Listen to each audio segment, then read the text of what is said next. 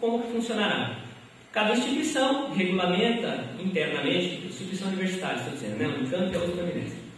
Regulamenta internamente como será a sua oferta de cursos, e a Unicamp aqui no caso já também se adaptou à regulamentação, permitindo que até 20% dos cursos de graduação sejam oferecidos à distância, porque isso não era permitido, era só presencial. E a oferta do curso se dará a partir das pessoas, ou seja, cada um dos docentes dessa universidade, dado o seu núcleo, dada a sua especificidade, poderá construir um projeto e, dados os editais da Secretaria de Educação Superior, poderá dar entrada no seu projeto para saber se vai ser aprovado ou não. Então, em relação àquilo que eu disse antes, já um outro problema apontado no projeto.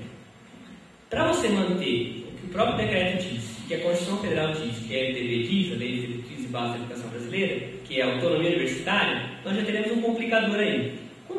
Como manter, garantir a autonomia universitária, se quem vai mandar o projeto não é a instituição universitária, mas sim as pessoas?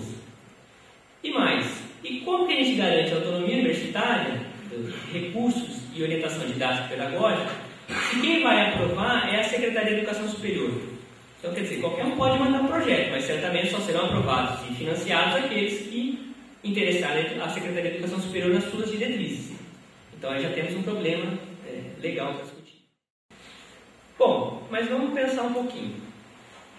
Se isso é verdade, ou seja, se realmente nós temos deficiência de formação dos professores, e se é um foco interessante a gente fazer a formação dos professores através de educação à distância, por meio de financiamento de projetos da Uninvest, então vamos pensar assim, seria interessante a gente aumentar o orçamento público da universidade para financiar esse tipo de pesquisa, não seria? Mas o que tem dito o governador e o secretário de Educação do Estado de São Paulo nas últimas entrevistas? Que seria interessante melhorar a atenção às faculdades de educação, né, curso de pedagogia, porque essas estão prestando um desserviço ao Estado de São Paulo, a não pesquisarem sobre temas que incidam diretamente aos problemas da sala de aula. E se esse é o problema, e se a solução é a Uninvest, que destina 25 milhões esse ano no orçamento, mas se 25 milhões para financiar a Uninvest seria a solução, eu fico imaginando, mas e o orçamento da FAPESP, por exemplo? Não seria interessante, já que a gente tem uma agência de fomento do Estado de São Paulo, que é a FAPESP, que financia pesquisa, e poderia financiar, como já financia, pesquisas na área educacional, não seria interessante criar uma linha de financiamento dentro da própria FAPESP, para que ela possibilitasse que a Faculdade de Educação, em conjunto com as escolas da rede pública, organizassem a sua própria formação? Então tem lá, numa tabela, lá na parte que fala de orçamento da Unicamp, recursos recebidos da FAPESP por unidade. Aí das 20 unidades que nós temos aqui, de ensino e pesquisa, na Unicamp, tem um ranking aqui, né? Tem um volume de recursos que a FAPESP repassa para cada uma dessas unidades. Em que colocação vocês acham que está a Faculdade de Educação? Quem quer chutar? Vou dizer então.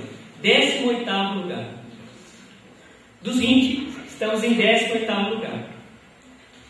Bom, então isso para mim é um indicador interessante, ou seja, existe já um canal direto de financiamento que poderia ser utilizado pelo governo do Estado de São Paulo para manter a mesma estrutura, o mesmo atendimento de formação do ensino superior que a gente já conhece na Unicamp através da sua Faculdade de Educação, e eles não estão utilizando, criando um outro programa de financiamento. Bom, então isso para mim parece bastante curioso, acho que a gente pode conversar sobre. Outra coisa que a gente pode discutir também em relação ao orçamento é como está a composição do orçamento da universidade nesse momento. Isso vai nos dar uma dica do porquê é preferível, nesse momento, fazer a criação de um programa para financiar projetos, para melhorar a qualidade da educação básica no Estado de São Paulo, ao invés de reforçar as estruturas já existentes das universidades e da escola pública que já existem como rede. Tem uma coisa que é interessante que vem acontecendo nos últimos anos. A estrutura de investimentos da Unicamp tem sido bastante reduzida nos últimos anos. Então, aí a gente pode também fazer uma discussão, como estamos aqui na economia, dos ajustes fiscais, né? E a solução que se deu para isso foi construir outras alternativas de receita. Dentre essas outras alternativas de receita, uma eu falei aqui, prestação de serviço, 122 milhões. Mas tem uma outra que é mais significativa, que é elencado lá nesse mesmo anuário, que chamam-se recursos extra-orçamentários, já que não estão no orçamento, os 9,57 estão extra-orçamentários. Dentro desse recurso extra-orçamentário, vem todos os valores de financiamento, a pesquisa, a escola de extensão da Unicamp, oferta de cursos, né, projetos de extensão, tudo está englobado nesse extra orçamentário. Esse extra orçamentário em 2008 foi de 416 milhões, ou seja, um terço, né, a proporção, um terço do orçamentário a mais nós temos de extra orçamentário. Aí temos um viés interessante para explicar essa questão. Por que a gente reforça cada vez mais o que é extra orçamentário na universidade e cada vez menos o que é orçamentário? Bom, uma das justificativas vai ser o Estado arrecada menos, que não é verdade, né? Aliás, o Estado vem arrecadando mais, mas o Estado tem um comprometimento já muito grave com folha de pessoal e com previdência e tem cada vez menos recursos para investir novos investimentos nas universidades paulistas. Esse pode ser um argumento. Só que dentro desse argumento, você estimular a busca por fora do recurso tem feito, não só aí não é uma peculiaridade da educação superior paulista, é um fato da educação brasileira e da pesquisa e do financiamento da pesquisa brasileira. Cada vez mais a gente tem tornado a nossa pesquisa e nosso financiamento da educação concorrencial. O que eu quero dizer com isso?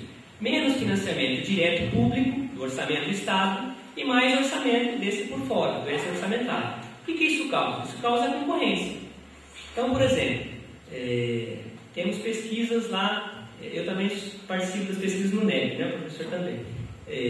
Eu tenho os orçamentos que a gente pega lá no NEP de projetos. Então, cada vez mais a gente tem projetos financiados por outras linhas de financiamento do que pela própria universidade. Isso nos faz ter uma estrutura de financiamento da pesquisa, uma estrutura de administração e planejamento da pesquisa, no qual a gente tem que se preocupar grande parte do tempo em atrás de recursos para conseguir financiar o que a gente quer pesquisar, o que a gente acha importante e relevante para a sociedade brasileira. Isso nos torna concorrentes entre pesquisadores. Isso faz também, além da concorrência pelo recurso, faz também uma alteração significativa na composição salarial das pessoas que trabalham na universidade pública. Se os professores da universidade, nesse momento, já têm uma brecha para conseguir ir se sustentando, né, construindo a sua renda mensal, a partir de financiamento extra-orçamentário, ao invés de ser financiado pelos seus próprios recursos do salário da universidade, você já começa a imaginar como vai ficar a precariedade do atendimento ao ensino, pesquisa e extensão dessa mesma universidade. Ou seja, os professores têm que cada vez mais ir para fora, buscar recursos para se financiar, para sobreviver e manter suas pesquisas e também manter a sua renda. Bom, o que isso ocasiona? Ocasiona o seguinte: tenho certeza, se a gente perguntar aqui para o pessoal da graduação, não só da economia, mas de todos os institutos, vocês vão perceber que nos últimos anos tem sido frequente a gente não conseguir matricular todo mundo em algumas disciplinas. Ou seja, tem estudante para se matricular e não tem professor para oferecer disciplina. Aí os dados mostram o seguinte: se a gente for por esse caminho, né, do discurso, tem aqui, indicadores de desempenho da universidade, do mesmo manual. Crescimento do atendimento da graduação. Aumento do número de cursos noturnos. Nos últimos, de 89 a 2008, aumento de 400%. Vagas do vestibular no período noturno, aumento de 559%. Pós-graduação, número de cursos, aumento de 56%. Agora vamos ver do outro lado. Recursos humanos, ativos, docentes, LTP, redução nesse mesmo período, 49%. LTC, são os parciais, né? LTP e LTC são os parciais, 39%. LDIDP, pessoal do regime integral, menos 13%. E funcionários idem. Qual será o resultado que vai ter isso?